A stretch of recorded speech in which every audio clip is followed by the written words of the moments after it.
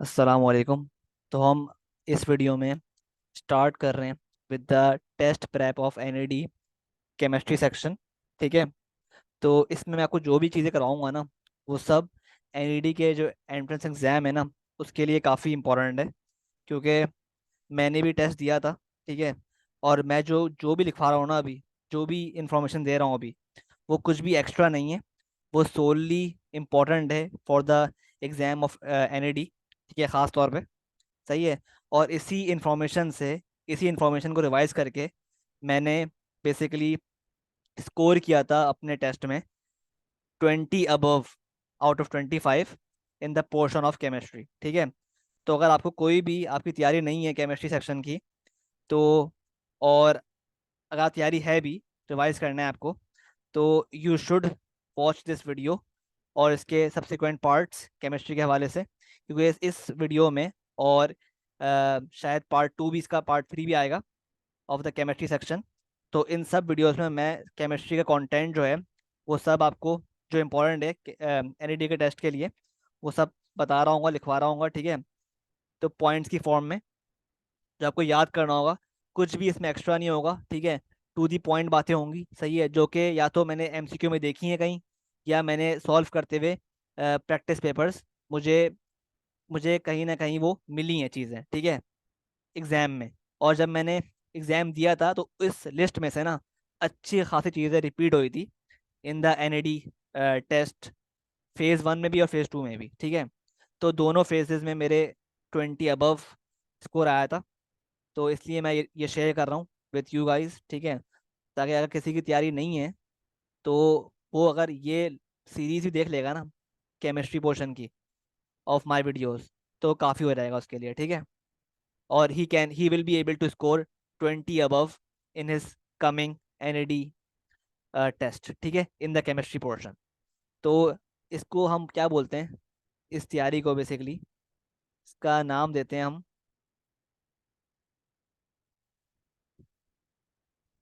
NED chemistry section. ठीक है। और ये है बेसिकली आपके पास एमसीक्यू बेस्ड प्रेप। ठीक है। तो स्टार्ट करते हैं विदाउट फर्दर अडू। तो भाई, पॉइंट नंबर वन क्या है जो एमसीक्यू बनता है? वो बनता है भाई अबाउट सिट्रिक एसिड। ये एसिड जो होता है ना, आपको याद करना है, ये होता है प्रेजेंट इन सिट्रस फ्रूट्स, जिसकी एग्जांपल हैं आपके पास लेमन्स, ऑरेंजेस। ठीक है। नंबर टू, आगे मूव करते हैं।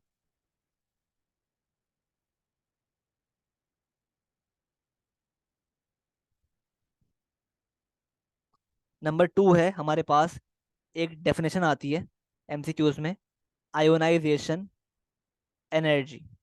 ये क्या होती है? It is basically the energy required to remove the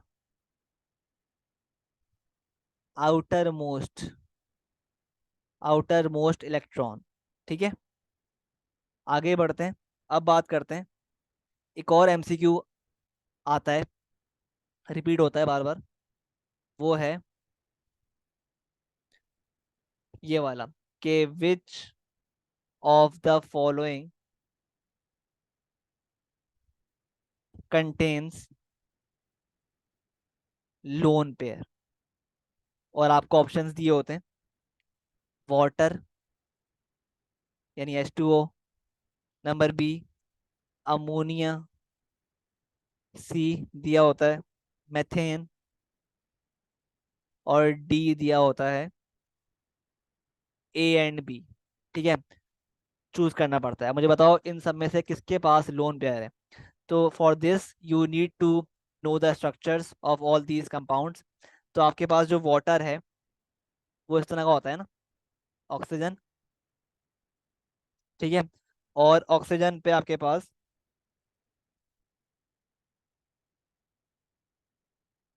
दो लोन पेयर होते हैं इस तरह। ठीक है। और आपके पास साथ ही अमोनिया होता है, NH3, और N पे आपके पास एक होता है लोन पेयर। ठीक है। और मेथेन जो है, मेथेन में आपके पास लोन पेयर नहीं होता। ठीक है। तो आपके पास आंसर क्या हो जाएगा? वाटर में भी लोन पेयर है और अमोनिया में भी लोन पेयर है। तो आपके पास आंसर हो जाएगा पार्ट डी। ठीक है। आगे बढ़ते हैं टुवर्ड्स द नेक्स्ट MCQ जो बन सकता है और बनता है। ठीक है, तो आगे बढ़ते हैं। अब एक और MCQ आता है, वो क्या आता है भाई, कि ये है आपके पास इलेक्ट्रॉन। इलेक्ट्रॉन का चार्ज क्या होता है? नेगेटिव, है ना। तो ये होता है पॉजिट्रॉन, इसका चार्ज होता है प्लस। तो बेसिकली फर्क क्या है दोनों में? इन दोनों का मास सेम है, सेम मास, लेकिन ऑपोजिट चार्ज है। ठीक है। इलेक्ट्रॉन पॉजिट्रॉन में फर्क क्या है? दोनों का मास सेम है, लेकिन जो है इनका चार्ज डिफरेंट है। इसमें होता है माइनस चार्ज, इसमें होता है प्लस चार्ज। ठीक है। ये भी आता है MCQ। आगे बढ़ते हैं। अब बात करते हैं नेक्स्ट MCQ की, दैट यू शुड नो। भाई वो ये है कि आपके पास you should know the relation between pressure and volume. के प्रेशर इन्वर्सली प्रोपोर्शनल है वॉल्यूम के, और वॉल्यूम डायरेक्टली प्रोपोर्शनल है टेम्परेचर के। ठीक है। आगे बढ़ते हैं। अच्छा, ये आगे बढ़ते हैं towards the next next MCQ। वो है about oxidising agents. Oxidising agents जो हमारे पास, आपको याद रखने, दो हैं। एक है KMnO4, जिसको हम बोलते हैं, इस तरह लिखते हैं इसको, KMnO4। ये है पोटेशियम पोटेशियम मैंगनेट। और एक होता है हमारे पास एजेंट K2Cr2O7। इसका नाम होता है पोटेशियम डाइक्रोमेट। ठीक है। तो ये हमारे पास बहुत ही मशहूर ऑक्सीडाइजिंग एजेंट्स हैं, दैट यू शुड लर्न। ठीक है। MCQ में पूछता है आपसे। ठीक है। आगे बढ़ते हैं। अब एक और MCQ आता है कि कोलेस्ट्रॉल जो है ना, कोलेस्ट्रॉल, कोलेस्ट्रॉल को हम इस मेनली कॉल्ड स्टीरॉयड। कोलेस्ट्रॉल को हम आमतौर पे एक स्टेरॉइड कहते हैं, मेनली इसको क्या बोलते हैं? स्टेरॉइड। ठीक है। ये भी आपसे पूछता है MCQs में। ठीक है। आगे बढ़ते हैं टुवर्ड्स द नेक्स्ट MCQs जो आपसे आस्क होते हैं इन द एग्जाम। वो क्या है भाई? एक लॉ होता है, Dalton's law of partial pressure. इसकी डेफिनेशन आती है MCQ में, तो याद कर लो definition. The sum of partial pressure, the sum of partial pressure in a system is always equal to total pressure। ठीक है। तो ये है आपके पास, ये लॉ कहलाता है Dalton's law of partial pressure. ठीक है। तो ये भी आपसे पूछता है MCQs में ऑफ द NAD एग्जाम। ठीक है। आगे बढ़ते हैं। अब एक और चीज जो बार बार आती रहती है ना एग्जाम में, वो क्या आती है? क्रायोलाइट का होता है ना, क्रायोलाइट पढ़ा होगा आपने, क्रायोलाइट फॉर्मूला। तो इसका फॉर्मूला क्या होता है क्रायोलाइट का? Na3Al aluminium F6। ठीक है। Na3Al F6, ये होता है क्रायोलाइट का फॉर्मूला। ठीक है। अच्छा, एक और मशहूर फॉर्म, मशहूर क्वेश्चन आता है, बार बार आता रहता है कि which is a double salt. Which is a double salt. Option दिए होते हैं आपको। A dolomite, B alum, C Chile saltpetre, D, A and B. ठीक है। अब इनमें से बताना है आपको कि कौन सा डबल सॉल्ट है। ठीक है। तो डबल सॉल्ट का मतलब क्या होता है? डबल सॉल्ट क्या होता है आपके पास? डबल सॉल्ट एक ऐसा सॉल्ट होता है दैट कंटेन्स टू और मोर टू और मोर डिफरेंट कैटायंस और एनायंस। ठीक है। इसमें टू और मोर होते हैं डिफरेंट कैटायंस और एनायंस। अब डबल सॉल्ट की एग्जांपल्स हमारे पास हैं, याद कर लो आप। एक है एलम और टटन सॉल्ट, और एक और एग्जांपल है डोलोमाइट। ठीक है। ये तीन एग्जांपल्स हैं हमारे पास ऑफ द डबल सॉल्ट। ठीक है। अब डोलोमाइट का क्या होता है आपके पास formula? Calcium carbonate dot magnesium carbonate.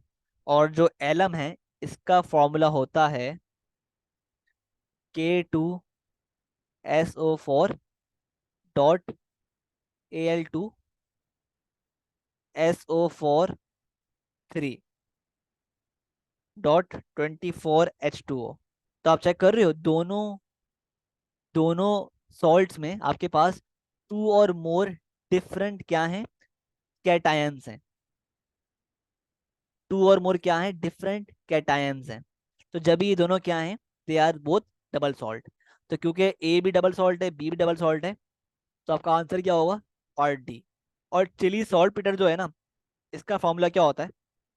इसका फॉर्मूला होता है सोडियम नाइट्रेट। तो आप चेक कर रहे हो, इसमें एक ही कैटायन है और एक ही एनायन है। तो जब भी आपके पास ये डबल सॉल्ट नहीं है। तो ये भी आता है, एक मशहूर मशहूर क्वेश्चन है एनईडी एग्जाम में, द केमिस्ट्री पोर्शन। आगे बढ़ते हैं। ठीक है। अब पढ़ते हैं,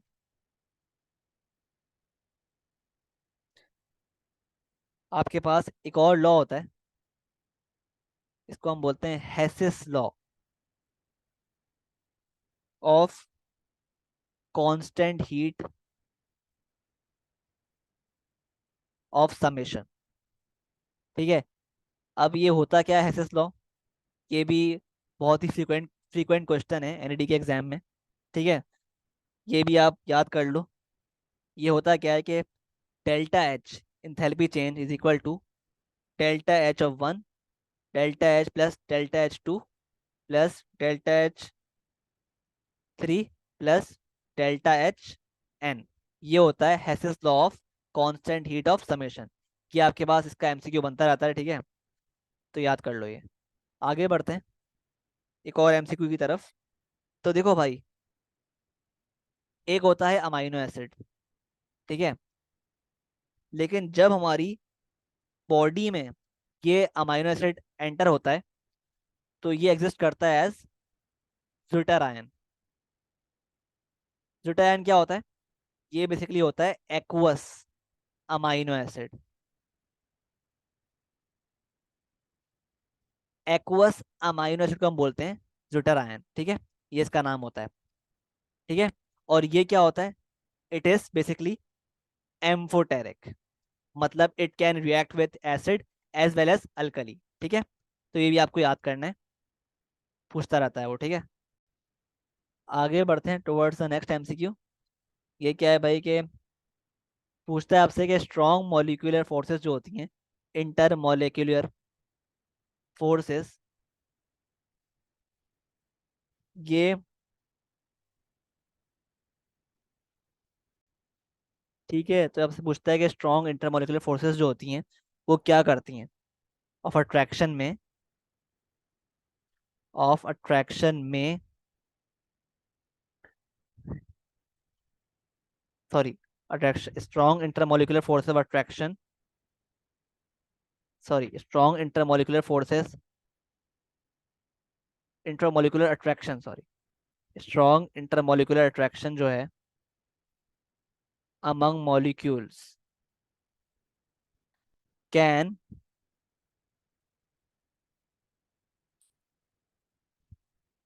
increase volume, sorry, decrease volume and hence increase pressure। तो ऑब्वियसली दो मॉलिक्यूल्स हैं, इनके दरमियान जब स्ट्रॉन्ग इंटरमॉलिक्यूलर अट्रैक्शन बढ़ेगी तो वॉल्यूम कम होगी और उसकी वजह से प्रेशर बढ़ेगा। ठीक है, ये आपको याद रखना है। सही है। एक और पॉइंट जो आपको याद रखना है वो क्या है, आगे बढ़ते हैं, वो ये है कि एक एमसीक्यू है, वो आपसे बोलता है which of these will easily lose electron. A lithium, B sodium, C chlorine और डी फ्लोरीन। तो इसका आंसर बहुत ही सिंपल है। इसका आंसर सी और डी तो नहीं होगा, क्योंकि सी और डी नॉन मेटल्स हैं, दे गेन इलेक्ट्रॉन। ठीक है, तो आंसर या तो ए होगा या तो बी होगा। ठीक है, अब बी क्यों होगा ये समझ लो। आंसर इसका बी है। ये क्यों है? क्योंकि सोडियम और लिथियम जो है ना, वो एक ही ग्रुप में है, लिथियम सोडियम। ठीक है, और डाउन द ग्रुप क्या होता है? डाउन द ग्रुप आपने पढ़ा होगा कि आयोनाइजेशन एनर्जी और आयोनाइजेशन पोटेंशियल एक ही बात है। ये क्या होती है? डिक्रीजेस। ठीक है, सिंस द साइज इंक्रीजेस। क्योंकि डाउन द ग्रुप साइज बढ़ता है ना, तो किसकी वजह से क्या होता है कि जो जितना नीचे एटम होगा ना, एलिमेंट होगा, उसकी उतनी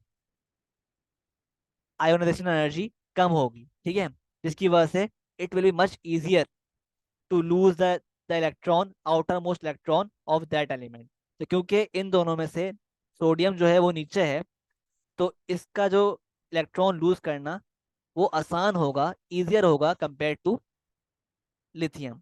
तो हेंस आंसर क्या है? बी। ठीक है, आगे बढ़ते हैं।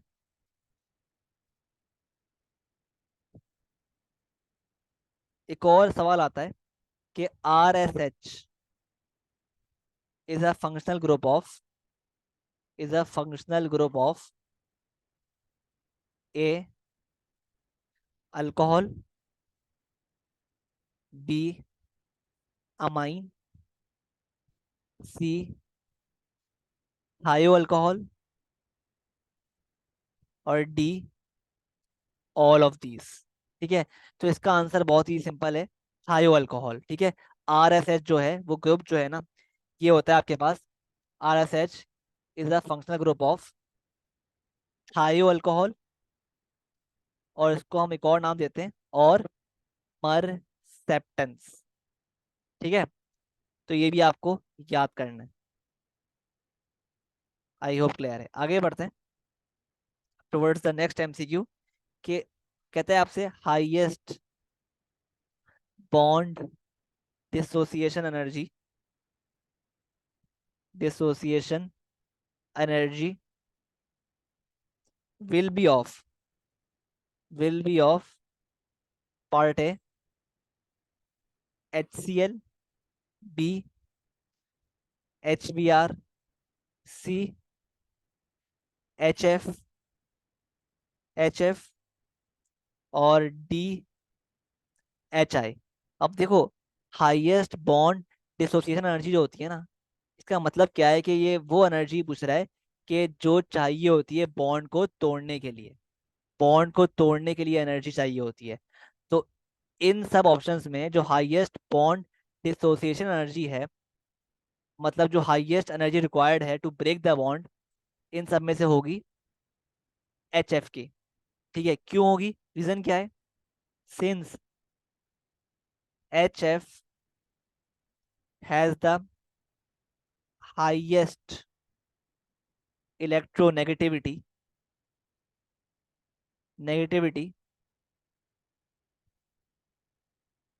so it will require it will require the highest energy to break it, energy to break it. ठीक है, आई होप क्लियर है।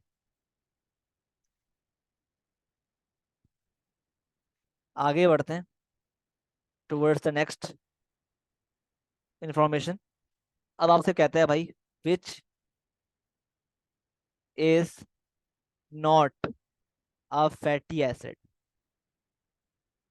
ए देता है ऑप्शन आपको एसिटिक एसिड,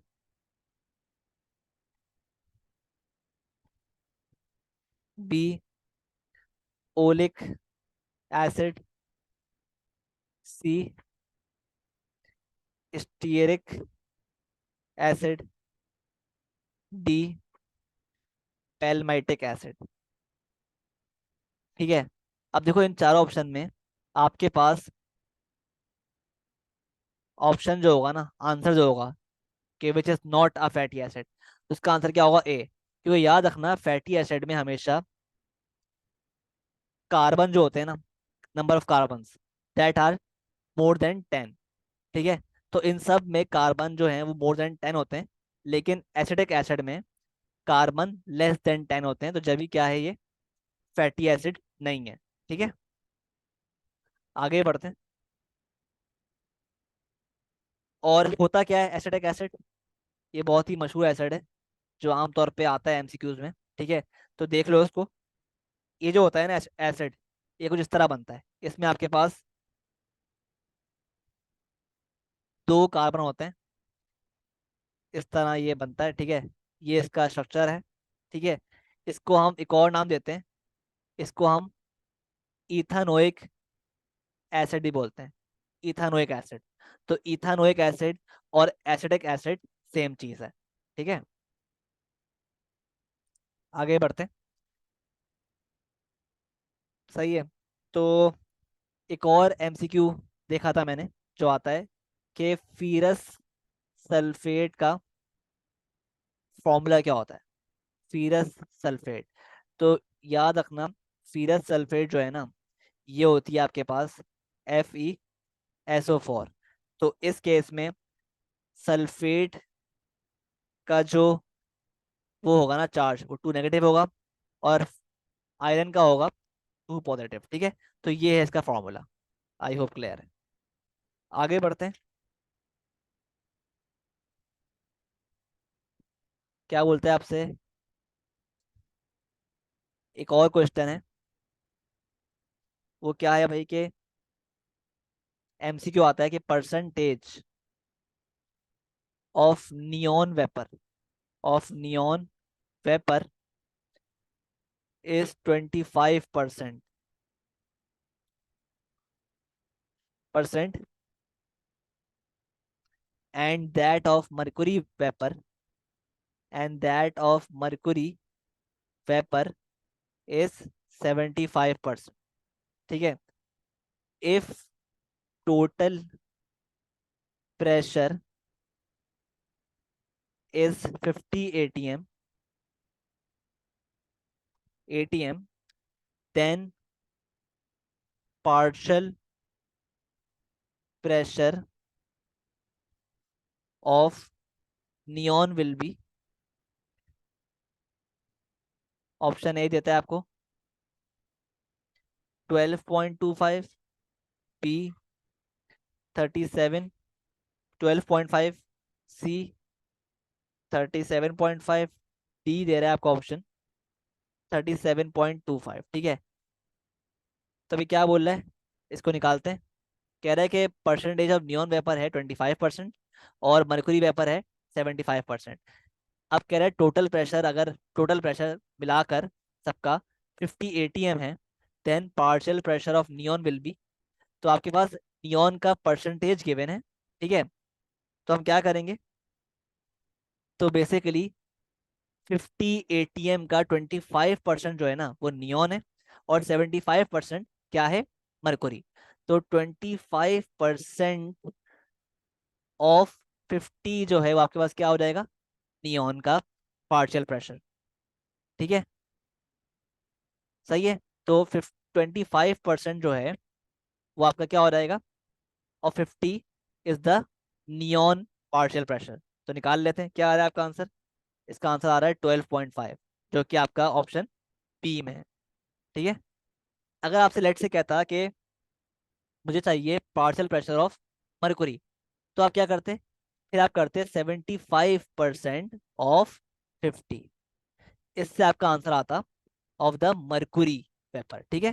तो इस तरह हम निकालते हैं पार्शियल प्रेशर अगर आपको टोटल प्रेशर गिवन हो। ठीक है। आई होप क्लियर है। आगे बढ़ते हैं। और एक और चीज पूछता है आपसे कि जो आपके पास वो है सोडा ऐश, सोडा ऐश जो होता है, सोडा ऐश, ये किस प्रोसेस में हम मैन्युफैक्चर करते हैं, किस प्रोसेस से बनता है ये। तो सोडा ऐश जो है वो बनता है, याद कर लो ये, सोडा ऐश बनता है सॉल्वे प्रोसेस में, सॉल्वे प्रोसेस में। ठीक है। सिमिलरली, और सोडा ऐश होता क्या है, Na2CO3, यानी सोडियम कार्बोनेट। इसको हम बोलते हैं सोडा ऐश, और ये बनता है किस प्रोसेस में, इन सॉल्वे प्रोसेस। सिमिलरली, जो हमारे पास अमोनिया है, NH3, वो बनती है हैबर प्रोसेस में। ठीक है। और सिमिलरली हमारे पास जो हाइड्रोजन है, गैस, ये बनती है आपके पास इन बॉश प्रोसेस। ठीक है। तो याद कर लो आप, सही है, ये बनती है बॉश प्रोसेस में, अमोनिया बनती है हेबर प्रोसेस में, और सोडा ऐश बनता है सॉल्वर प्रोसेस में। ठीक है। तो ये पूछता रहता है आपसे। ठीक है। You should learn these process कि इसमें क्या बनता है। ठीक है। आई होप क्लियर है। तो आज के लिए, अभी के लिए इतना ही। ठीक है। In the next part of this video, जिसमें हम केमिस्ट्री कवर कर रहे हैं फॉर NAD एग्जाम, हम आगे बढ़ेंगे with more frequently tested MCQs, और इसके अलावा भी जो MCQ आते रहते हैं। ठीक है। NAD में, अगर आपने ये सीरीज पूरी देख ली ना, सारे पार्ट्स कवर कर लिए, देख लिए, तो इनशाला आपके 20 अबव तो आ जाएंगे, आउट ऑफ 25। ठीक है। सही है। आई होप क्लियर है। नेक्स्ट वीडियो में हम आगे मूव करेंगे। तब तक के लिए आप सब्सक्राइब करो और शेयर करो इस चैनल को, और अपने दोस्तों वगैरह को भी बताओ इसके बारे में। ठीक है। उन तक पहुँचाओ। ठीक है। अल्लाह हाफ़िज़।